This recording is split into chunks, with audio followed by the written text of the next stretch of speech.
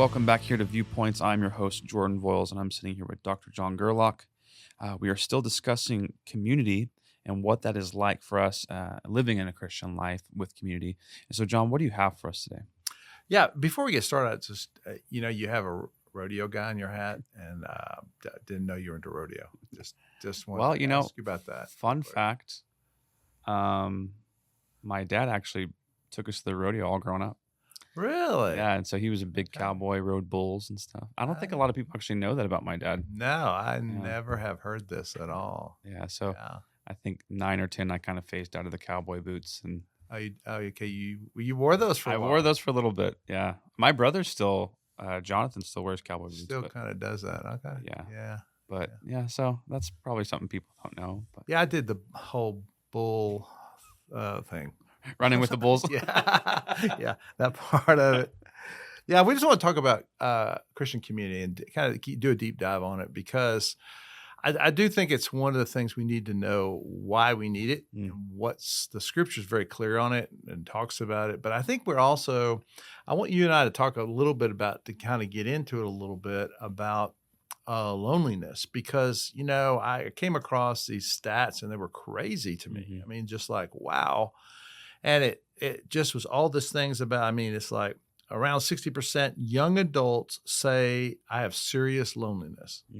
To me, it's unbelievable. Is that like 20s, 30s? Yeah, like wow. 20-year-olds.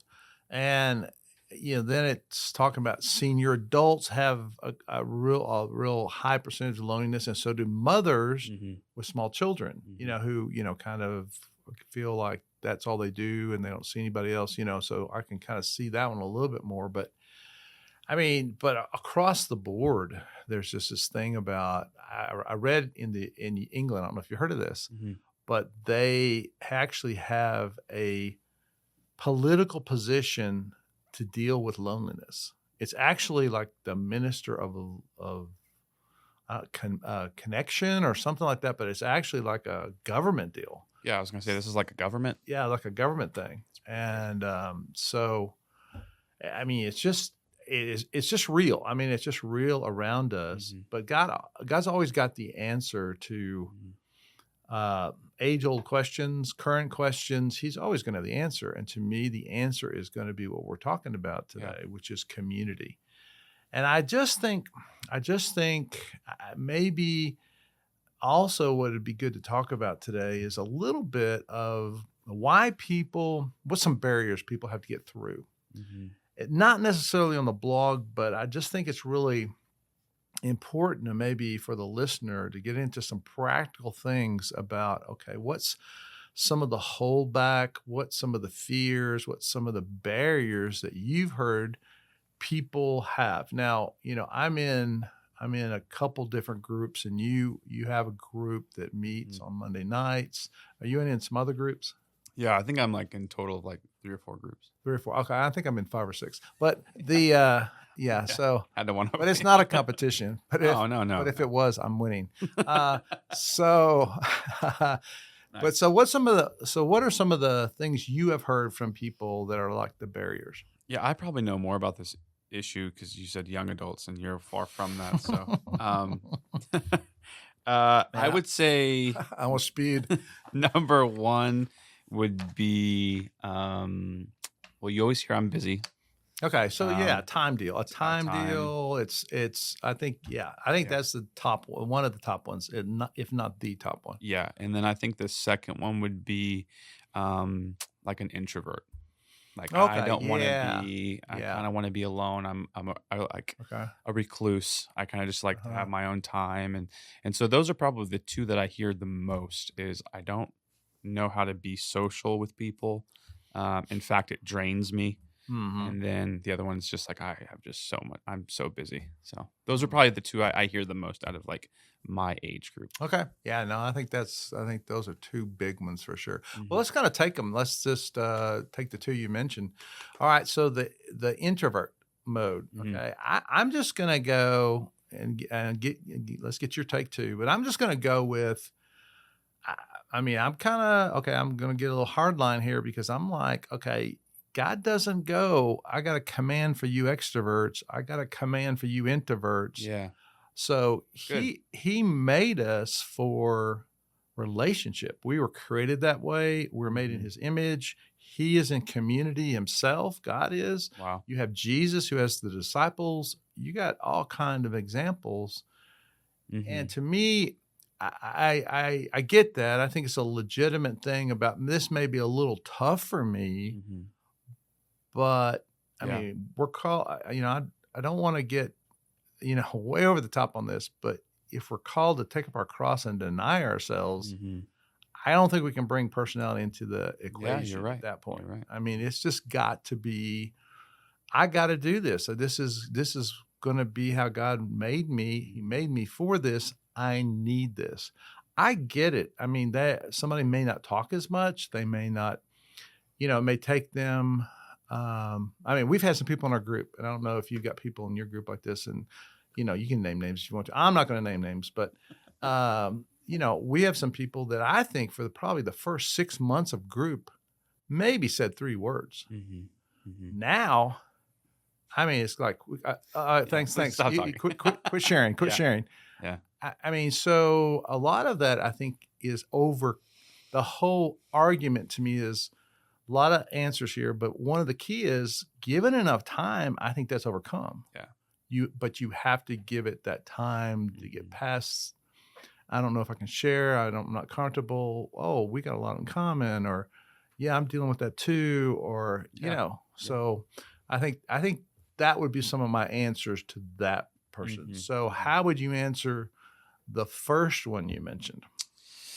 Well, the way I always answer that or respond to that is, if things are important to your life, you're going to make. Oh yeah, just to recap, that was the busy one. Busy one. One. If things are important, you're going to make it a priority. And I think when you realize, okay, if community is not a priority, then that's another conversation of going like, well, why? Yeah. And so that, I love answering that question, because it's like there's probably deeper things going on. It's kind of the same with the money question. Okay. When people are really bad with money, it's like, well, what are you spending it on? And so that's kind of the same goes for time.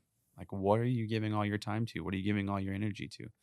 And then I think you start to break down some barriers with them once you go, I am actually putting my time in the wrong places. And, no man is an island. And we've talked about this before. It's very dangerous when someone is too busy or maybe in their own head. I think it was Charles Spurgeon that said, if my hands are idle, that just gives way for the devil. Right. And so, and that is true in my life. I've noticed that if like Catherine's gone or something, or if I'm alone and I'm bored, it's like, man, I need to be doing stuff for the Lord. Right. And so I just think that's true for every man and every woman, is if you're alone in your own thoughts. That's where it's like you just give way to the enemy just to corrupt. Yeah.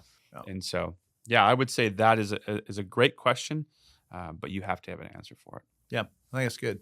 Okay, a couple more barriers that comes to my mind that people have told me over the years, and some of them are things like, well, I'm afraid I'm going to have to pray. I'm going to have to read the Bible. I'm going to have to find something, in a group setting. In a group setting. I feel like I'm going to be put on the spot, basically, is how you sum up the whole deal. So I think for that one, I just think, I think in the group, there should be an understanding, and that kind of laid out with the group to go, look, we're not going to put anybody on the spot. We're not going to, hey, surprise calling you to pray. However, I'm also going to say in the group should help you with all that. So that, and the goal's not, well, hey, we're never going to ask you to do any of that forever. It's like, hey, if you're not comfortable right now, that's great, but let's help each other grow to where we are comfortable doing that. Because I don't think it's an automatic pass forever. I think it's like, okay, I get that. We've all been there. But let's grow to the point where we can actually, I mean, that's part of our spiritual growth is just to be able to go there and be able to do some of those things that are barriers. Any other barriers you think of? Yeah, I actually have one more that I forgot to mention. One would be, and I would say this is probably right below time or right below time management, is I have a group, but they're not a Christian group. Ah, okay, yeah. So what would you say to that? Because I've had some really interesting conversation with people that are like, oh, well, I have my own community group. Well, who's your community group? And they'll say, and I'm like, who are those people? You talked about it last week of like, are those the type of people that you can call at 2 a.m., 3 a.m. that will be there for you? And the majority is no. Mm-hmm. So have you seen that in your group where it's like they have maybe a group, but it's not necessarily a Christian group? Yeah. Well, our group is a young adult group, and although I'm not a young adult, I have a young adult's heart, and then some people have like an 80-year-old heart. So that is true. I'm not, but I don't want to go there with that. That's true. But I would agree with you. But the whole thing, I think you're exactly right. I think that's some people. Community. I think there's a distinct difference between Christian community and community. Christian community is going to help your spiritual growth, help your spiritual strength. They're going to be the people that help you stay on God's path. Mm-hmm. To me, all of a sudden, you're talking about two different things immediately when you start throwing some things you said and some of those other things in there. Right away, you're going to go, wait a minute.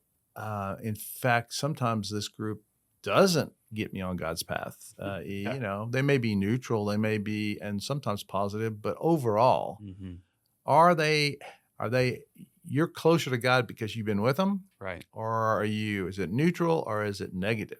And I would say you got to have the one that's going to be definitely positive and definitely helping you grow, giving you spiritual strength. To me, I read this line. I thought it was great. Relationships are how we live out the gospel. Mm-hmm. And I think that's really, really powerful. So one last thing, wrapping up, is, and I've got it in the blog, community is a spiritual refiner in our lives. So let me just talk about it, then let me get your take on it. Okay.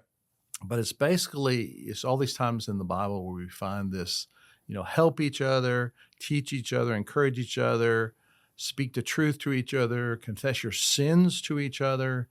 There's all this living out our spiritual life with other people. Yeah. And so I think there's a refining process that takes place. And so I think that's another huge, huge impact of what community does in our life. And so let me ask you this question.